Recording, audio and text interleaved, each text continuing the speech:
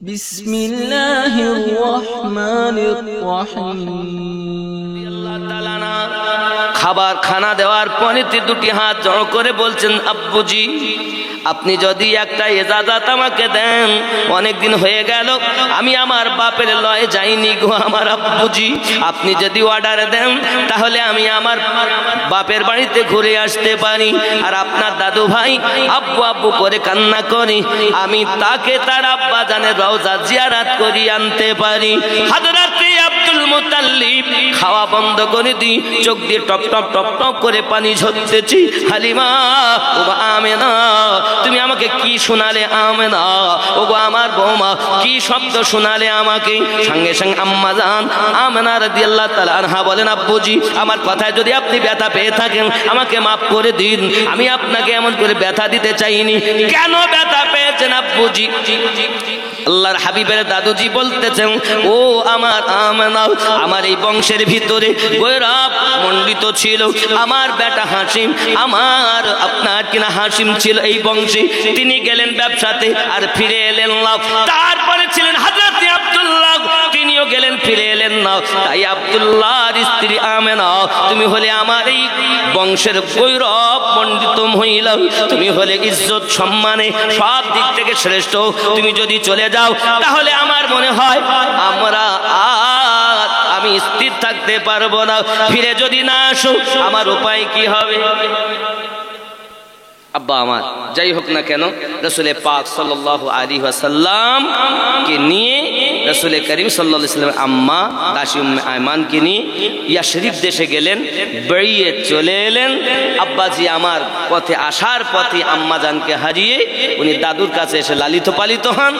দাদু ইন্তেকাল করার পূর্বে তার আর 11টা সন্তানকে ডেকেছে।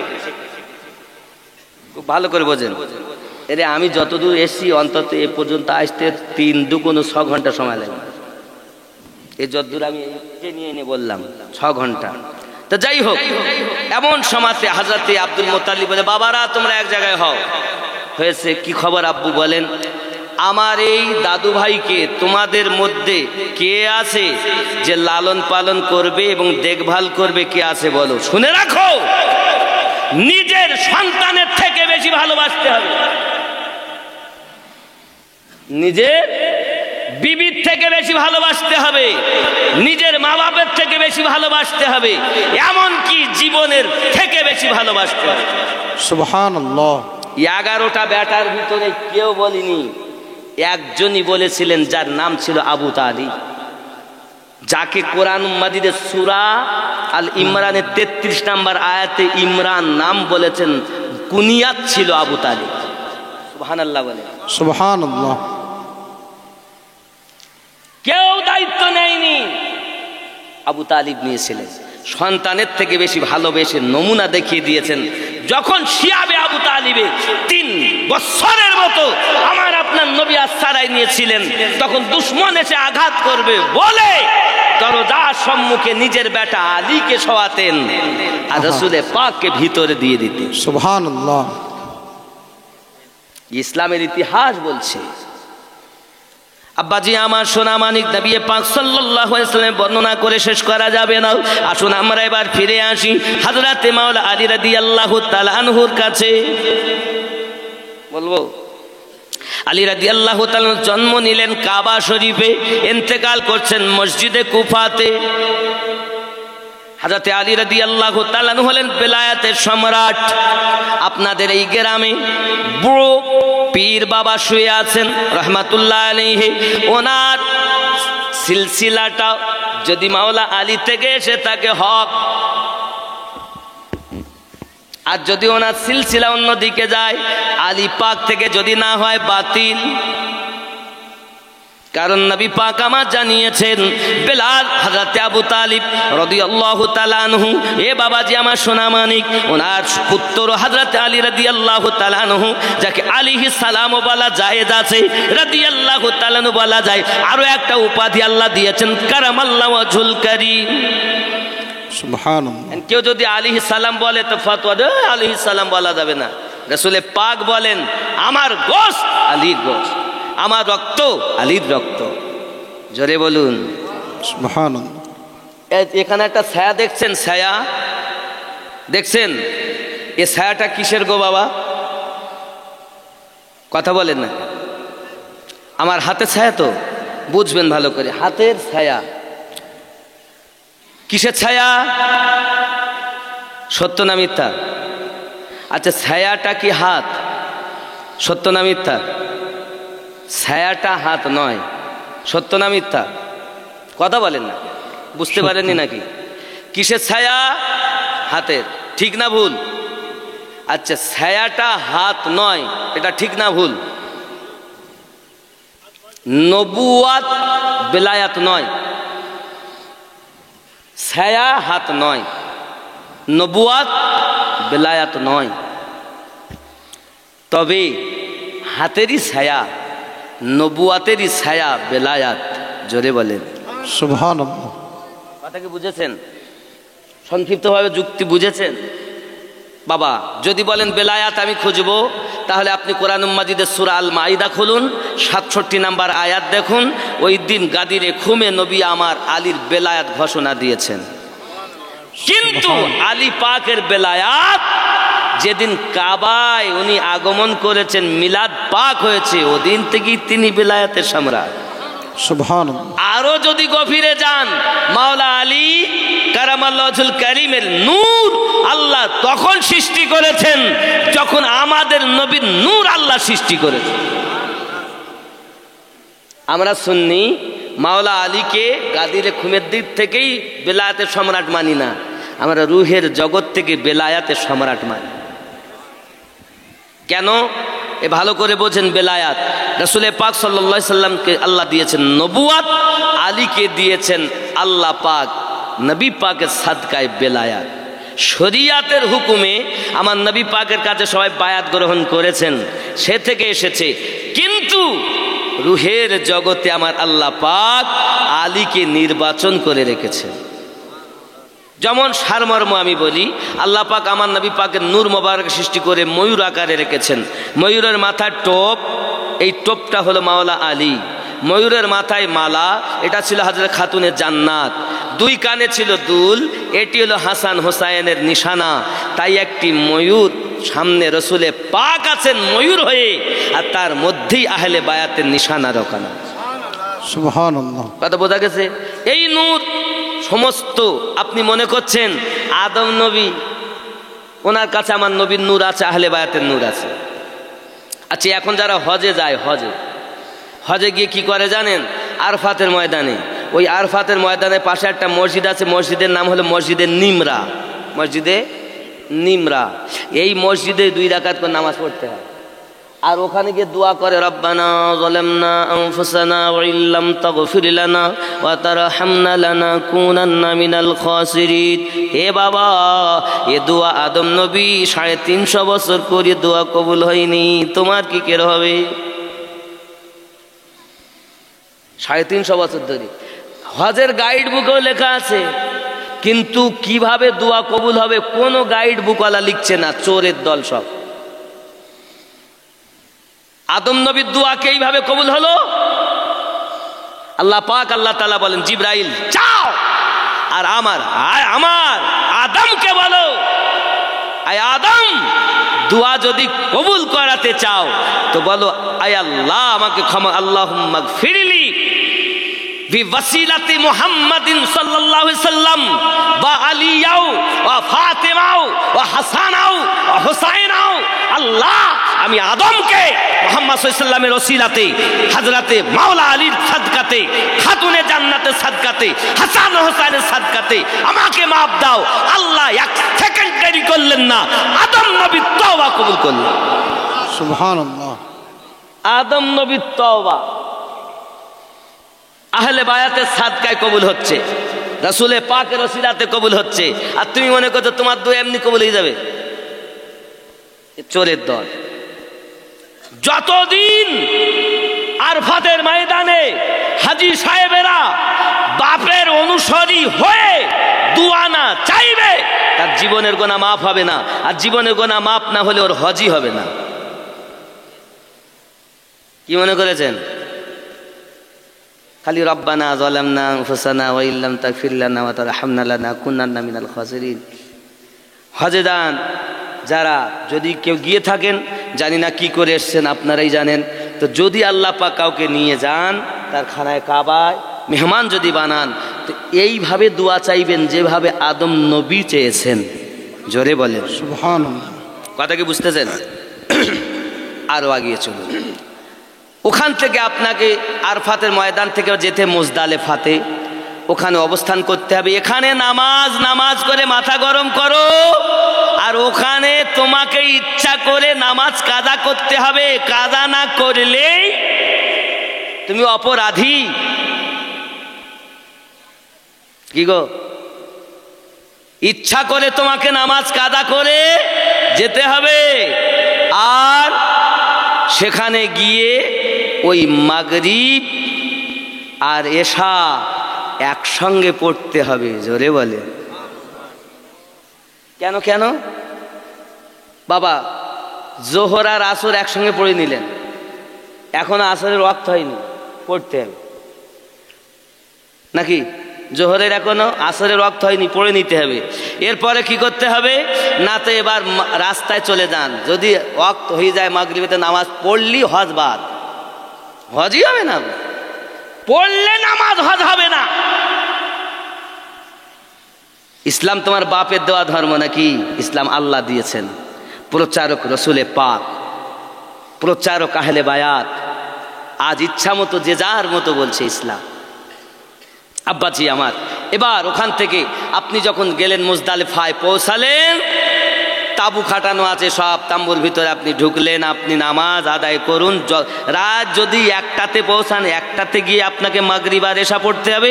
2টোতে ঢুকলে 2টোতে পড়তে হবে।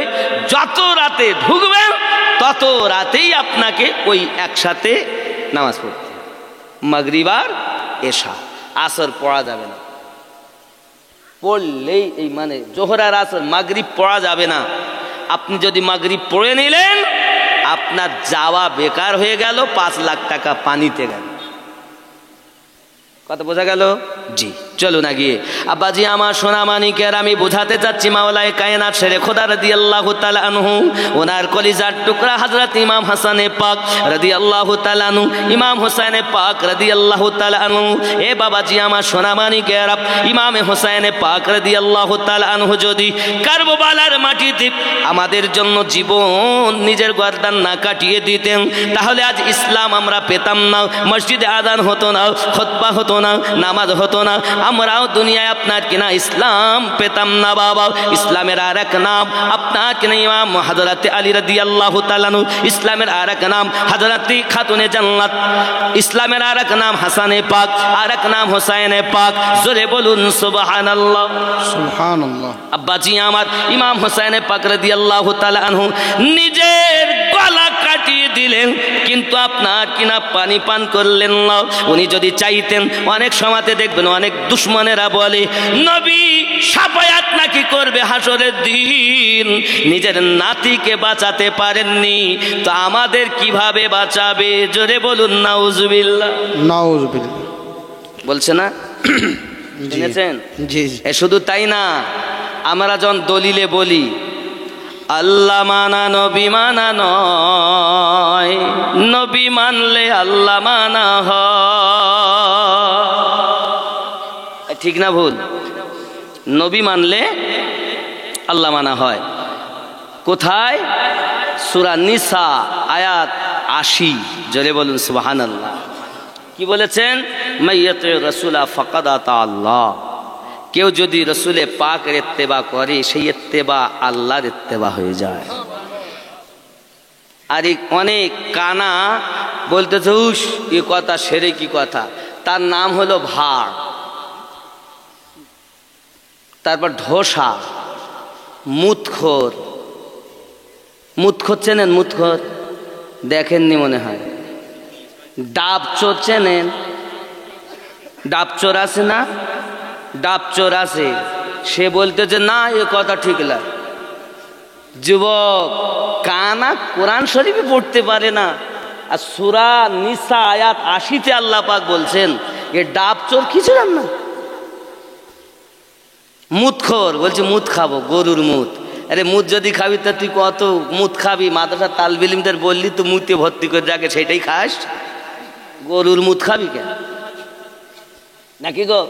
মাদ্রাসার ছাত্রগুলো মুতে কলসি ভর্তি করে রাখবে, খবর দিলি তো আমাদের কি মাদ্রাসার নাম কি? হ্যাঁ, গোলসি আহলে সুন্নাত ওয়াল জামাত মাদ্রাসা। এই মাদ্রাসা ছাত্রগুলো মুতে থবে, সেই মুত খাস? পাগলা কোথাকার। আরে নবী পাকের হাত আল্লাহর হাত, সুবহানাল্লাহ। নাকি? কুরআন মাজিদ সূরা আল ফাতহ আয়াত নাম্বার 10, রাসূলে পাকের হাতে বায়াত, আল্লাহ পাকের হাতে বায়াত। আর এ বলছে না, তা কখনো হয়? ও কানা জানে না।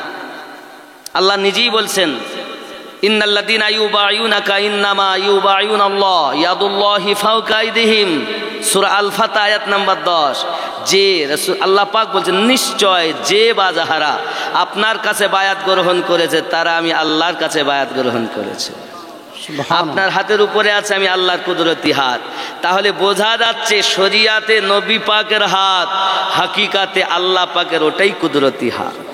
সুবহানাল্লাহ। নবীর দেখা আল্লাহর দেখা, নবীর ফেলা আল্লাহর ফেলা, নবীর ইত্তেবা আল্লাহর ইত্তেবা। এ পাগল জানেই না যে আমি গজল বলেছি, আল্লাহ মানা নবী মানা নয়, নবী মানলে আল্লাহ মানা হয়। এ কথা আমিনুদ্দিনের নয়, আল্লাহ তাআলা কোরআন পাকে কয়, আল্লাহ মানা নবী মানা নয়, নবী মানলে আল্লাহ মানা হয়। জোরে বলুন কোথায়? কোরআন মাজিদ সূরা নিসা আয়াত 80। জোরে বলুন। আর ও যদি কোরআন মাজিদের অপব্যাখ্যা করে কোনো ডাবচোর, তাহলে বুঝতে হবে সে কোরআন অবমাননা করার জন্য কি হবে, ওই যেটা হয় সেটাই হয়ে যায়। ওইদের কোরআন মাজিদ অবমাননা করা, এর নাম ডাবচোর, ঢোসা, মুতখোর। আব্বাজি আমার, যাই হোক, এদের থেকে সাবধান থাকবেন, এরা সব কোরআন মাজিদের অপব্যাখ্যা করে। যাই হোক, আগিয়ে চলুন। হযরতে আলী রাদিয়াল্লাহু তাআলা আনহুর কলিজার টুকরা হযরতে ইমামে হোসেন পাক রাদিয়াল্লাহু তাআলা আনহু কারবালার মাটিতে নিজের গর্দান আপনার কাটিয়ে দিয়েছেন। উনি যদি একবার চাইতেন যে আমি পানি পান করব, দরিয়ায়ে ফেরাতের পানি ওনার গালে ঢুকে যেত, কোনো সন্দেহ ছিল? ইব্রাহিম আলাইহিস সালামের বেটা আম্মা হযরতে ইসমাইল জফিউল্লাহ, তিনি পায়ের গোড়ালি মরলেন, সঙ্গে সঙ্গে আপনার জমজম উদিত হয়ে গেল। ও বাবাজি আমার, শুধু তাই নয়, আপনি কোরআন মাজিদ খুলবেন, দেখবেন মিনার ময়দানে ইব্রাহিম আলাইহিস সালাম বেটার গলাতে ছুরি চালিয়েছেন, এটি ছিল কোরআন। কারবালায় ইমামে হোসেন পাক নিজের গলা কাটিয়ে দিয়েছেন, এটা হলো ওই কোরআন মাজিদের তাফসীর। সুবহানাল্লাহ। দিনের বেলাতে নিজের গলা কাটিয়ে দিলেন বাবা। দুশ্মনের দল যারা আপনার গলা কেটেছিল তারা সবাই কি অমুসলিম ছিল? কেউ অমুসলিম ছিল? কলেমা পড়তো না? আব্বাজি আমার, তারা কলেমা পড়নেওয়ালা ছিলেন। ও বাবাজি, 5000 কোরআন মাজিদের হাফিজ ছিল। আলেম ওলামা মুফতি মিলে আপনার এমনি করে 7000, মোট 12000 ছিল কোরআন মাজিদ হাদিস জাননেওয়ালা। খুব ভালো করে বুঝে না, পৃথিবীর জমিনে যখন গর্দান আপনার কাটিয়ে দিয়েছেন বাবা, সোনামানিক আমার, দিনের বেলা অন্ধকার হয়ে গেল, আকাশে তারা দেখা দিয়েছে। ও সোনামানিক আমার, এমনি করে ভালো করে বুঝুন, এমনি করে আমার রাসূল পাক সাল্লাল্লাহু আলাইহি ওয়াসাল্লামের নওয়াসি হযরতে যায়েনাব সালামুল্লাহি আলাইহা, তিনি দেখতেছেন একটি আপনার কিনা দুশমনের দলেরা ওই দেহ মোবারক গুলোর উপরে ঘোড়া ছুটাতে আরম্ভ করেছেন। হযরতে যায়েনাব আম্মা জান আমার, তিনি একটা ছোট তলোয়ার খুঁজে পেয়েছেন, ওই তলোয়ারটা হাতে করে নিয়েছেন। কে আসো দেখবো, সব পালিয়ে যায় বাবা। এমনি সময় হিচকি টানা আওয়াজ শুনতে পায়, কে তুমি কান্না করো? হঠাৎ করে দেখে হযরতে সাকিনা কান্না করতেছেন। হযরতে সাকিনাকে কোলে নিয়েছেন। মা তুমি এখানে কেন? ওগো ফুপু আম্মা, গত রাতে আমি আব্বা জানের কোলে মাথা দিয়ে ঘুমিয়েছিলাম, আজ আমার আব্বা নাই, অন্ধকার হয়ে গেছে, তাই আমি কাঁদতে দিয়েছিল আব্বু আব্বু বলে, এইখান থেকে আওয়াজ এসেছে, ওগো সাকিনা কেঁদো না, আমি হোসাইন এইখানে আছি, আমার কাছে এসো। ওগো ফুপু আম্মা, তাই আমি আব্বা জানের কাছে এসেছি, আব্বা জানের কাছে আমি উপস্থিত হয়ে আছি। হাজরাতে জাইনাব বলতেছেন, এসো মা, আবার বুকে এসো, কোলে করে নিলেন, তাঁবুর দিকে আপনার কিনা চলে এসেছেন। হাজরাতে সাকিনাকে তাঁবুর বাইরে রেখে ভিতরের দিকে আপনার যেই না ঢুকেছেন বাবা, এমনি করে দেখা যায় হাজরাতে সাকিনা রাদিয়াল্লাহু তাআলা আনহার অল্প বয়স, কানের দুল ছিঁড়ে নিয়েছে, বাবা আমার আগুন ধরিয়ে দিয়েছে, আগুন ধরিয়ে ওড়নাটাকে আপনার জ্বালিয়ে দেয়। ও সোনামানিকেরা সমস্ত তাঁবুতে আগুন ধরিয়ে দেয়। ওই তাঁবুর ভিতরে একজন আছেন শুয়ে, আমার নবীর বংশধর হোসাইন পাকের সন্তান হযরত জাইনুল আবেদিন রাদিয়াল্লাহু তাআলা আনহু। জোরে বলুন সুবহানাল্লাহ। সুবহানাল্লাহ। আজ আপনি বলছেন আলা হযরত, আজ আপনি বলছেন সৈয়দ মাহরারাবি, আপনি বলছেন গৌসে আজম, আপনি বলছেন গরিব নওয়াজ, আপনি বলছেন ইমামে রব্বানি মুজাদ্দিদ আল ফেসানি, আপনি বলছেন খাজা বাহাউদ্দিন নকশবন্দ, আপনি বলছেন খাজা বাকিবিল্লাহ, আপনি বলছেন হযরত সৈয়দ, এমনি করে তামাম দুনিয়ার আউলিয়ায়ে কেরাম রিদওয়ানুল্লাহি তাআলা আলাইহিম আজমাইন, যত আউলিয়ায়ে কেরাম পেয়েছেন ইমাম জয়নুল আবেদিন পাকের সাদকাতে পেয়েছেন। সুবহানাল্লাহ, সুবহানাল্লাহ। ভালো করে শুনে নেন এবার কারবালার পরিস্থিতি শহীদ হওয়ার পর। আব্বাজি আমার সোনামানিকেরা, এমনি করে দেখা গেল পৃথিবীর সরজমিনে সেই কারবালার মাটিতে আব্বা আমার তাঁবুতে যখন আগুন ধরিয়ে দেওয়া হলো, তাঁবুতে আগুন ধরিয়ে দেওয়ার পরেতে সোনামানিক আমার কিছুই তো করার নাই। বাপ, আমি বুঝতে পারছি আপনাদের অসুবিধা হচ্ছে, আজ এক জায়গায় রাখা যায়, দুই দিকে শুনবেন, তা আমি কি করব? দুটোই আপনারা বলছেন শুনবো, অসুবিধা নাই তো? না, অনেকে বলছে ওঠাউঠি, খাবার ব্যবস্থা আছে না আপনাদের? খাওয়া হচ্ছে এখন? কেন, আমি শেষের পরে খাওয়ালে এটাই ভালো হতো। এই যে ওয়াজের মধ্যে খাওয়ানো এই অভ্যাসটাই খারাপ, এই জন্য মালদা, দিনাজপুর, মুর্শিদাবাদ, বীরভূম দাওয়াত নেওয়া বন্ধ করে দিচ্ছে একটাই কারণ, আপনি আমাকে 8টায় তুলুন, আমি 10টা সাড়ে 10টা হলেও খেতে দেবেন। জালসার মধ্যে থেকে মানুষ ওঠা এটাই খারাপ, মুড নষ্ট হয়, কথা বুঝেছেন? আর এটার মূল কারণ হলো আপনারা মনে হয় আমরা খেতে দেবো দিয়ে বাঁচাই, লাস্টে বলি হুজুর ওয়াজ করতেই পারি না।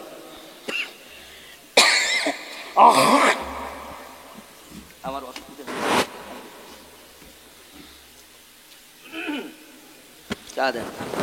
হ্যাঁ, হুজুর ওয়াজ করতে পারিনি, হ্যাঁ লোকজন ধরে দেখতে পারিনি, ওরা খাবে আর বাড়ি যাবে, তার এসে বসবে না। আসে তাহলে কেন আপনি 11টায় যদি খেতে দিতেন, এ লোকগুলো সব বসে থাকতো,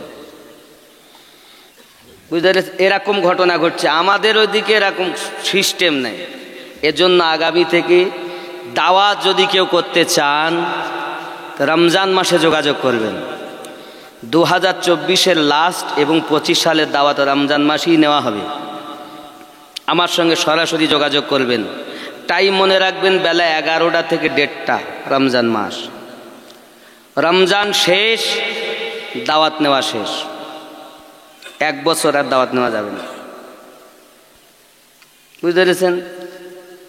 আর ফোন নাম্বার তো আপনাদের কাছে আছেই, তারপরেও আমি বলি, আমি অনুরোধ করব, কোনো মায়েরা যদি আমার নাম্বার পান ফোন করবেন না, কারণ আমাদের এই পথে সব থেকে বড় হলো নারীরাই শত্রু। ও 2-1টা মরে যাক, তাও আমাকে ফোন করবেন না। যদি কোনো দরকার থাকে আপনার বাপের দ্বারাতে অথবা স্বামীর দ্বারাতে অথবা বেটার দ্বারাতে ফোন করাবেন। কোনো মহিলা যেন আমাকে ফোন করবেন। আপনাদের কদমে পায়ে হাত রেখে বলে যাই, পায়ে ধরে বলে যাই, আমি এই 5 বছরের মতো কোনো মহিলার সঙ্গে কথাই বলিনি ফোনে অন্তত, কারণ এই পথে কোন হালাত, আমার বন্ধুর থেকে দুশ্মন বেশি বাপ, আপনি জানেন না। আর আমি যে এলাকায় বাস করি, আমি খুব চতুর্দিক থেকে খুব কষ্টের মধ্যে আছি। যাই হোক, আপনাদের অনুরোধ, যদি কেউ জালসার জন্য যোগাযোগ করতে চান, রমজান মাস পহেলা রমজান থেকে 29টা হলে 29 দিন, 30টা হলে 30 দিন, 11টা থেকে 1:30, খালি দ্বিতীয় রমজানে আমি কথা বলতে পারবো কিন্তু দাওয়াত লিখতে পারবো না। বিগত বছরে দাওয়াত নিয়েছিলাম 29শে ফাল্গুন, এবার খোদা না খাস্তে সেই ডেট হয়ে গেছে রমজান মাস। তারা বলে হুজুর আমরা মোটে পাচ্ছি না, আমরা ডেট আর চেঞ্জ করবো না, রোজা পড়লেও রোজাতেই করবো, সেই জন্য যেতে হবে। তো ওই দিন হয়তো, তবে এই টাইম মাথায় রাখবেন। বাপ আমার অনুরোধ, আপনারা খেতে দেবেন না। আর যদি মনে করে ওয়াজ শুনবো, কাছে কাছে আসুন, আমি চা খেয়ে ওয়াজই করি কারবালার পরের ঘটনা, মন দিয়ে উঠলে হবে না। যদি আধা ঘন্টা শোনেন আধা ঘন্টা, 20 মিনিট শোনেন 20 মিনিট, কিন্তু মন দিয়ে ওয়াজ শুনবেন। এই উঠছেন আর আমার মন খারাপ হয়ে যাচ্ছে, আমি কাউকে উঠতে দেইনি, ওই জন্য আমি খালি এদিক ওদিক করছি। শুনবেন না বাড়ি যাবেন? যদি বলেন শুনবো তাহলে শোনাবো, যদি বলেন না বাড়ি যাবো তাহলে খেয়ে সবাই বাড়ি চলেন। তাহলে শুনবেন তো? তাহলে ভক্তি ভরে দরুদ শরীফ পড়ুন। আল্লাহুম্মা সাল্লি আলা মাওলানা মুহাম্মদ ওয়া আলা আলি সাইয়্যিদিনা শফিআনা মাওলানা মুহাম্মদ। যে কজন আছেন চুপ করে বসেন, শোনেন, ওঠাওঠি কেউ করবেন না। হযরতে বিবি যায়নাব সালামুল্লাহি আলাইহা তাবুর ভিতরে আগুন লাগানো দেখতে পেলেন। বাবা, এমন তাবুর ভিতরে আগুন লাগিয়ে দিয়েছে দুশমনের দল। বাবাজি আমার সোনামানিকেরা, আহলে পাক রাসূলে পাকের খানদান যেন নিস্তানাবুদ হয়ে যায়, জ্বলে পড়ে যেন ছাই হয়ে যায়। বাবা, এই চিন্তা ভাবনাতে সমস্ত তাবুতে আগুন ধরিয়ে দিয়েছি, আম্মা জানদের ওড়নাতে আগুন ধরিয়ে দিয়েছি। হযরতে সাকিনা রাদিয়াল্লাহু তাআলা আনহার কান আপনার এত জোরে টান দিয়েছে, বালিটা ধরে, কানের দুলটা ধরে কান গিয়েছি। আম্মা জান হযরতে সাকিনা ডাক দিয়ে বলতেছেন, ওরে বাবারাও, তোদের যদি দুলের প্রয়োজন ছিল একবার যদি আমাকে বলতিস আমি খুলে দিতাম, কারণ আমরা সাইয়্যিদ বংশের নবী বংশের বাচ্চা, কেউ যদি আমাদের কাছে চায় আমরা তাদের খালি হাতে ফিরিয়ে দেই না। আমি ছোট্ট, আব্বা হারিয়েছি, ভাই হারিয়েছি, সব আপনজনকে হারিয়ে ফেললাম, কেন আমার দুল ধরে তোমরা টান দিয়েছো? কান ছেয়ে গিয়েছে, টপ টপ করে রক্ত ঝরতেছে। বাবা ও সোনামানিকেরা, হযরতে সাকিনা কান্না শুরু করে দিয়েছেন। এমনি করে দেখা যায় পৃথিবীর সরজমিনে হযরতে যায়নাব সালামুল্লাহি আলাইহা তিনি দেখতেছেন যে তাবুতে আগুন ধরানো, দাও দাও করে তাবু জ্বলে উঠেছে। বাবা, ওই তাবুর ভিতরে আছেন যিনি, জাইনুল আবিদিন তিনি। সুবহানাল্লাহ। বেশ কিতাব বর্ণনা করি, হযরতে যায়নাব সালামুল্লাহি আলাইহা তিনি আগুনকে লাফ দিয়ে তাবুর ভিতরে ঢুকে গেলেন। তাবুর ভিতরে ঢোকার পরে যারা আছে বাহিরে তারা বলছে আর হয়তো যায়নাব বাঁচবে না, হয়তো তিনি ইন্তেকাল করে যাবেন, জ্বলে পুড়ে ছাই হয়ে যাবেন। ভিতরে আছেন হযরতে জাইনুল আবেদিন, হযরতে সাকিনা, হযরতে যায়নাব সালামুল্লাহি আলাইহা তিনি করলেন কি, আপনার জাইনুল আবেদিনকে কাঁধে করে নিয়ে তাবুর ভিতর থেকে আবার আগুনকে লাফ দিয়ে বাইরে এসে গেলেন। আপনি বলতেছেন দুনিয়াতে আউলিয়া পেয়েছি, পীর পেয়েছি। বাবা, এই দুনিয়াতে পীর যদি আপনারা পেতাম না, ওই দিন কারবালার মাটিতে হযরতে যায়নাব রাদিয়াল্লাহু তাআলা আনহা তিনি যদি জাইনুল আবেদিনকে কাঁধে করে তাবু থেকে বাইরে না আনতেন, কোনো ওলি পাওয়া যেত না। সুবহানাল্লাহ। যুবকরি আমার ভালো করে প্লেনের ভিতরে রাখুন, হযরতে যায়নাব এমনি করে আপনার জাইনুল আবেদিনকে বাইরে এনেছেন। ও বাবাজি আমার, যায়নাবকে হোসেন পাকের বোন মাওলা আলীর কন্যা, জোরে বলুন মাওলা আলীর কন্যা, খাতুনে জান্নাতের কলিজার টুকরা, জোরে বলুন। ও সোনামানিকেরা খুব ভালো করে বুঝুন তাদের পর্দা। আজ আমার মায়েরা বড় পর্দার গল্প করে, বড় পর্দার গল্প করে। ইসলামের ইতিহাসটা খুলে দেখো, ইসলামের ইতিহাসটা তুলে দেখো। হযরত যায়নাব রাদিয়াল্লাহু তাআলা আনহা পৃথিবীর সরজমিনে কারবালার মাটিতে সারাটা রাত আল্লাহ কোরআন তেলাওয়াত করে কাটিয়ে দিলেন। আব্বা আমার একদিকে ভাই, একদিকে ভাইপো। আব্বা আমার এমনি করে আব্বা সালাম বারদার সহ নিয়ে হযরত ইমাম পাকের যত সাথী ছিল সব শহীদ হয়ে গেছেন, কয়েকজন আম্মা জান আছেন, আর আছেন শুধুমাত্র একজন বেটা ছেলে পুত্রদের মধ্যে একজন হযরত জয়নুল আবেদিন। আমার ইমাম পাক বলেছিলেন, ও বাবা জয়নুল আবেদিন, তোমার অনেক দায়িত্ব আছে, তোমার দায়িত্ব হলো এটা, তুমি আমার এই ঘর উজাড় হয়ে যাবে, আমার এই মা আমার এই ঘরে ওয়ালাদেরকে সাথে করে নিয়ে যাবে, যখন মদিনায় পৌঁছাবে নানুর কাছে গিয়ে বলবে যাওয়ার পথে সোনামানিক আমার যখন তোমাদের আয় বাবা জয়নুল আবেদিন আমি চলে যাচ্ছি, আমি কারবালার মাটিতে যাচ্ছি, তোমার শহীদ হতে হবে না, দায়িত্ব হলো তোমার উপরে, আর তোমার থেকে কিয়ামত অবধি আমি হোসেনের বংশ জারি থাকবে। সুবহানাল্লাহ সুবহানাল্লাহ। যুবক আমার ভালো করে প্লেনের ভিতরে রাখুন, হযরত জয়নুল আবেদিন রাদিয়াল্লাহু তাআলা আনহু পৃথিবীর সরজমিনে তিনি অসুস্থ হালাতে রয়েছেন।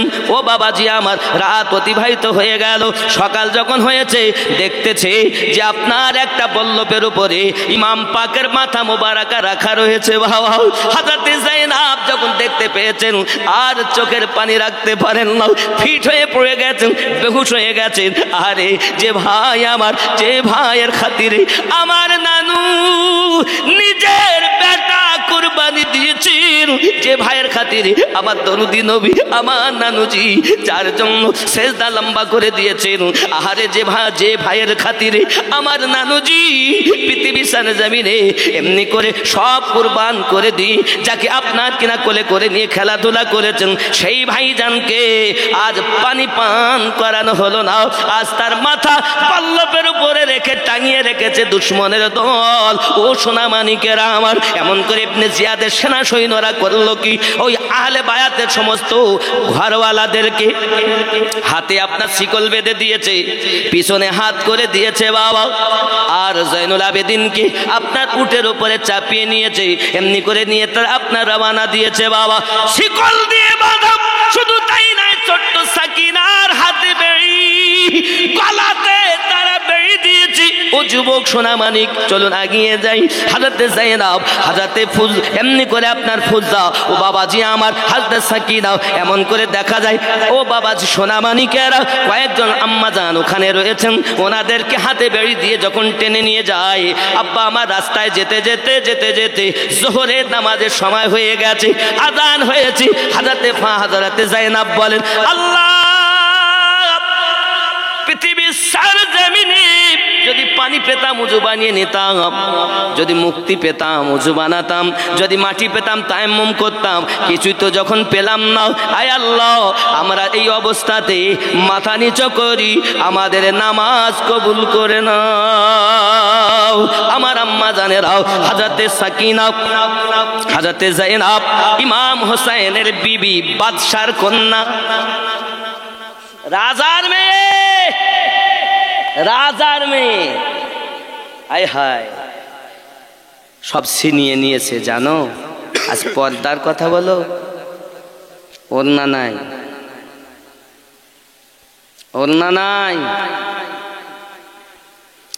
ও যুবক সোনামানিক এমনি করে আপনার কিনা নিয়ে যায়, তাদের রওনা দিয়েছে সোনামানিকেরা, তারা নামাজ কাজা করলেন না, নামাজ তাদের বন্ধ নাই, আর আমাদের ঘরে মায়েদের নামাজ নাই, কাপড় আছে তো পর্দা নাই। আগিয়ে চলুন যাচ্ছি, কিছু দূর যেতে যেতে যেতে যেতে বাবা এমনি করে আপনার দেখা গেল এক জায়গায় সন্ধ্যা হয়ে গেছে, কিছু দূর গিয়েছে বাপ সোনামানিক আমার একজন আপনার ইহুদি ছিল, তার ঘরের উপরে বসে সে নিচে নেমেছে, নামার পরে দেখতেছে ইমাম পাক হযরত ইমাম হোসেন রাদিয়াল্লাহু তাআলা আনহু মস্তক মুবারক থেকে কোরআন তেলাওয়াত হচ্ছে। ইমাম পাকের মাথা মোবারক বলতে চায়, ওগো নানুর উম্মত জীবন দিয়ে দিও যেন আল্লাহর কোরআন ভুলে যেও না। এ বাবাজিরাও যারা দুনিয়ার সরজমিনে আল্লাহ পাকের কোরআন তেলাওয়াত করে তারাই কামিয়াবি হয়, আর যারা রাত 12টা 1টা বেজে যায় ফেসবুক চালায়,